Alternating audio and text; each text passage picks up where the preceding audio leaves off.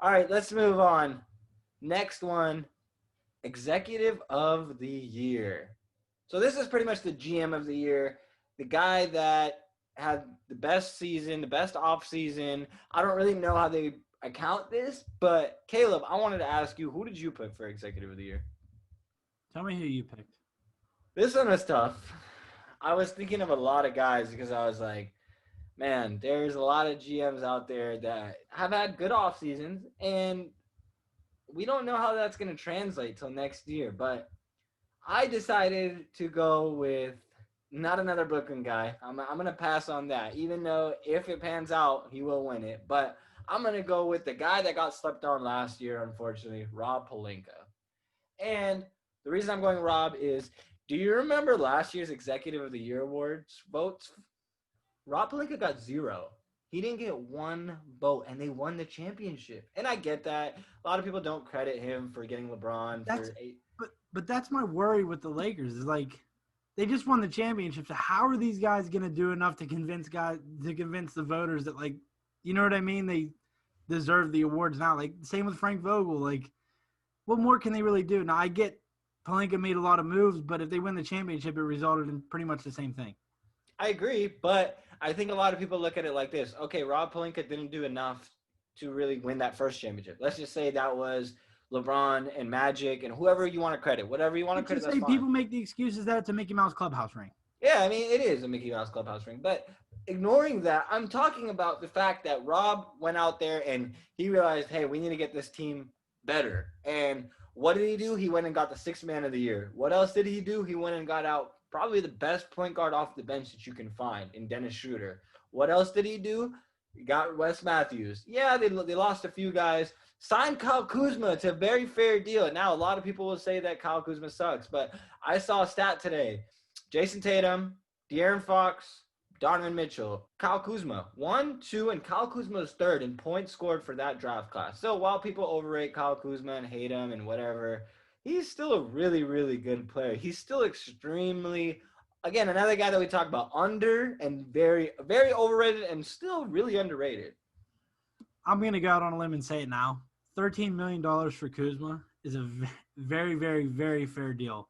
I understand he slipped up last year, but $13 million a year, that's I mean, when max contracts were hitting like 33 million first year, to get him $20 million under a max, and I understand people are gonna say, but he sucks. It's like, yes, but in the bubble, he showed that he could be a positive defender. Now I know that shocks a lot of people because the defense was so bad in the regular season in years past, but in the bubble, defensively he looked improved. And I think for him, it's trying to find that role that he can be effective in.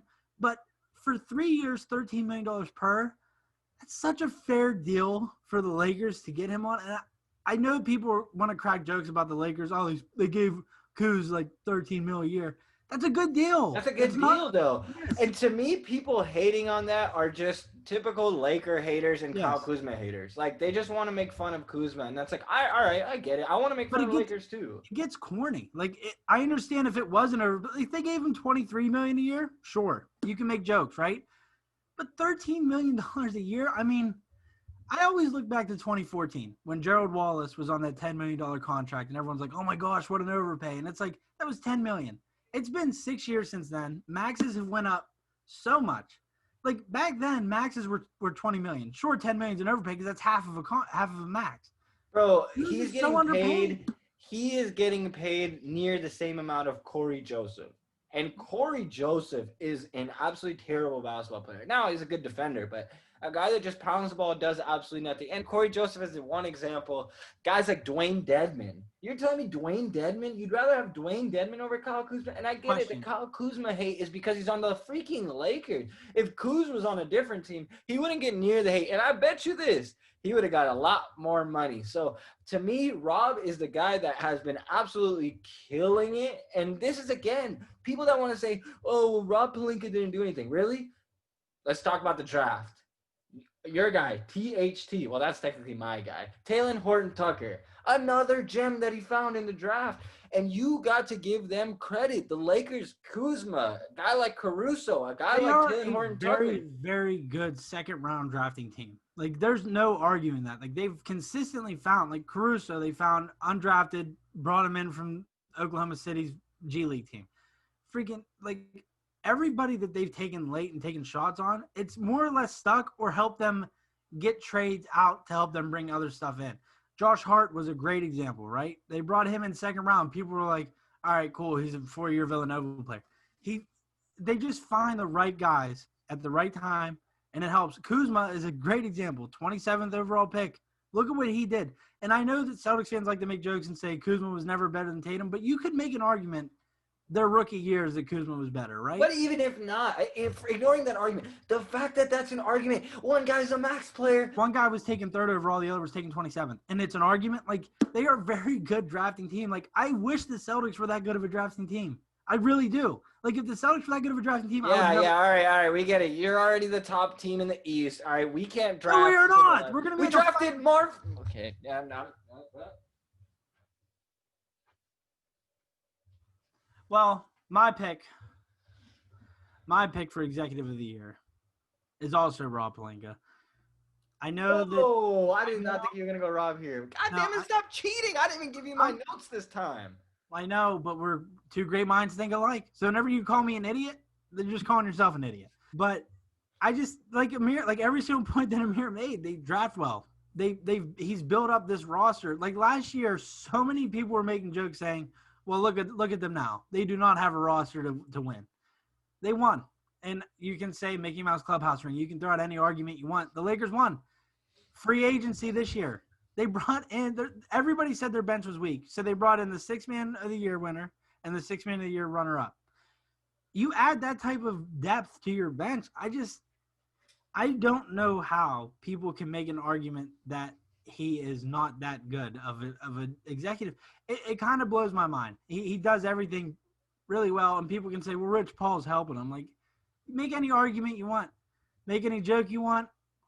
End of the day, I don't know. I think he should win the award. Well, I want to bring up one more point is a guy like Bob Myers. Bob Myers, do you remember after the Warriors won championships, their roster got worse and worse every year. And I'm sorry. I'm not giving him credit for getting Kevin Durant. That was Jerry West. Yeah, that was him. And can we talk about also DeMarcus Cousins? How did he get DeMarcus? Yeah, that's pretty much every other team screwing up. That's not anything impressive to me. What's impressive is improving your entire roster. Do you remember when the Warriors made it to the finals? Their last year with Kevin Durant, their bench was worse than 99% of G League teams. And that just tells me Bob Myers can't draft. Jordan Bell, not a good player. Omari Spellman, trash. And these are all overhyped guys. I get it. Bob Myers is a really good GM.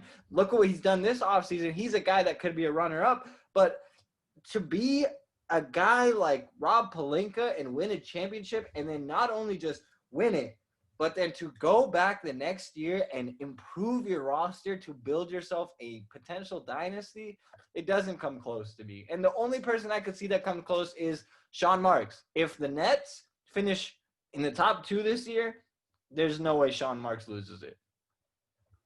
I'll agree with that.